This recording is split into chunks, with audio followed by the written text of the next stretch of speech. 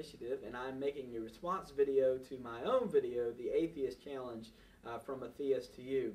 Now, I've received many responses from this from atheists and agnostics alike, and even some who are claim to neither. And I've heard lots of name calling. That lost respect for me and a lot of people, but I thank you that those that didn't do the name calling. I've also been said that, heard it said that I was illogical, I was irrational, and I needed to take some classes in philosophy. Be that as it may, I think the questions were good, and that's all they were. They were questions.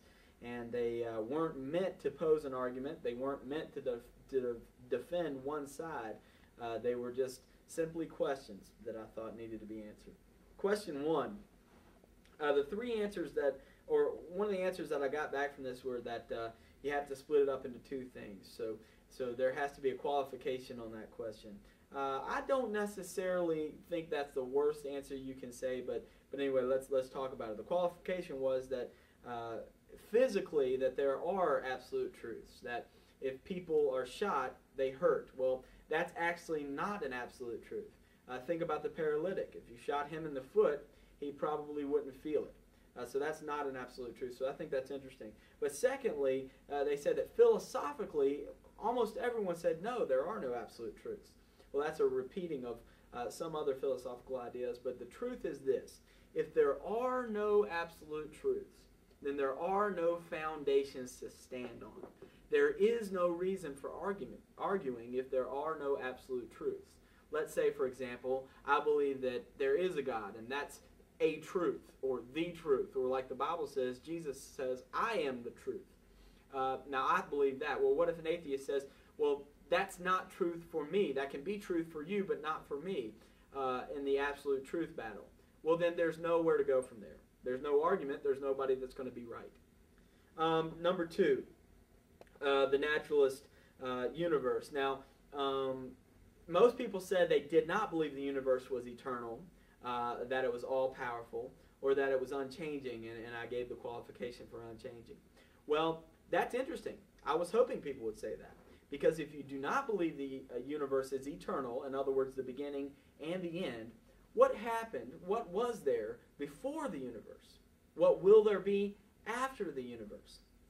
If you believe that the universe is not all-powerful, and meaning that there is no power outside of the universe, what is there then if you do not believe the universe is all-powerful? What is there outside of it?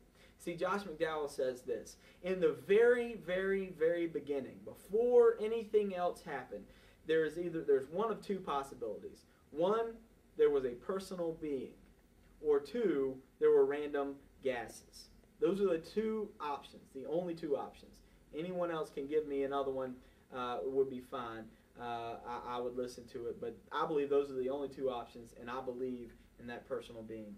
Number 3, I don't really agree with Ron Carlson and what he says that it's philosophically impossible to be an atheist. I was just looking for a response, and the response was overwhelming in what I got. They all said the same thing. They said that Santa Claus can't be proven or disproven, or unicorns can't be proven or disproven. So it's a terrible way to argue for something. Well, that's my point exactly. You see, I can't prove that there's no Santa Claus, but I believe that he doesn't exist. Same thing with God. I can't prove God, beyond a shadow of a doubt, exists, but I can tell you that all the evidence is stacking up for him. So that's what I believe. And the key word is believe. If you can't undoubtedly prove something, then there has to be a level of belief. Okay, moving on. Question number 4 and 5. Most people said to be good meant to do something for someone that you would have done to yourself. Well, there's two problems with this. Number 1, what about those people who are doing what they think is good, but the whole world knows is terrible?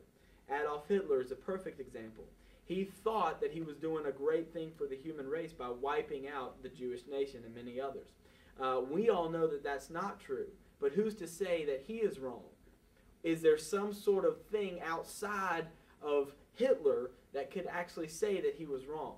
Let's look at it another way. You guys mentioned the golden rule. Well, what if someone was to kill a sibling of yours or a parent of yours? Now, you knew that he killed them, but there was no way to prove it. Would you say that he's done something wrong? Now, the law can't prove it. The law can't punish him for it because, for whatever reason, there's no case against him. But would you say he was wrong? Well, obviously, he probably doesn't think he was wrong, especially if he's a psychotic person who loves to kill and he feels that that's pleasurable. Now, many people turn this against Christians, and most of the questions were turned against Christians and saying that Christians are terrible and things like that. But I wasn't arguing for Christians in this. I was just simply arguing against the lack of morality. There has to be a moral rule that governs over all of us. Question number 5, there's that part there that said, would you do whatever it takes to survive? Now, people have dodged that question, and I really want a response to this, because according to evolution, the most important thing that a species can do is reproduce and survive. Now, what if it came down to you surviving? Would you do whatever it took? My guess is probably not, because there is some sort of moral about us, isn't there? Otherwise, there would be all kinds of population control. There would be like a mass wiping out of all of those who are weak and unfit to live. For instance, terminal patients, or even those that are in penitentiaries and things like that. That would make sense to me, because you would need the food for other people to survive. Population control and stuff like this. Now that sounds horrible, but that's evolution at its fullest extent.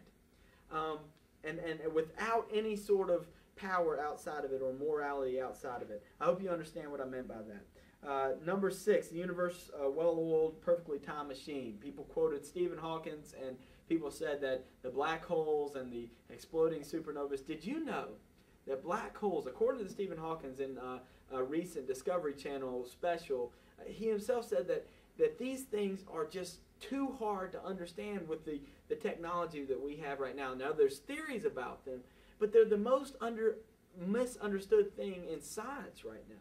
Now, I don't want you to talk about black holes and about supernovas because there's no real way to observe those. Let's talk about the things that we're observing right now. There's no animal outside of its climate area that's not perfectly placed where it should be. Every tree is perfectly placed in its ecosystem. Even bugs are the kind of fabric that keep ecosystems together. Everything in our observable universe, from the Earth to our solar system, is perfectly timed. You can't dispute that, because if you could, we wouldn't be here. Everything has to be perfectly timed for life to exist. So that was the purpose of number 6 question. Many people dodged that.